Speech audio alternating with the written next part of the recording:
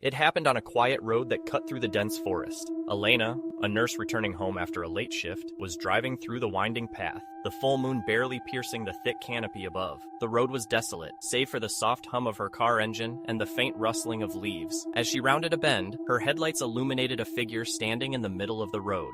It was a woman, dressed in an old-fashioned white gown, her hair wild and obscuring her face. Startled, Elena slammed on the brakes, her tires screeching against the asphalt. The woman didn't move, standing eerily still. Elena rolled down her window to call out, but her voice faltered when the woman slowly turned her head, revealing hollow, dark eyes and a smile too wide to be human. Before Elena could react, the figure was gone. Not into the forest or down the road, just vanished. Heart-pounding, Elena sped away, her eyes darting between the road and her rearview mirror. Then, the faint sound of laughter began to fill her car, soft at first, but growing louder and more maniacal. She glanced at the back seat, and for a split second, she saw the woman sitting there, her grin stretched impossibly wide. Elena swerved and hit the brakes, but when she turned to look again, the back seat was empty. The laughter stopped. Shaking, she drove straight home and locked every door and window. That night, she couldn't sleep. Around 3 a.m., a soft knock came at her bedroom window. Her apartment was on the 3rd floor. Trembling, she pulled back the curtain.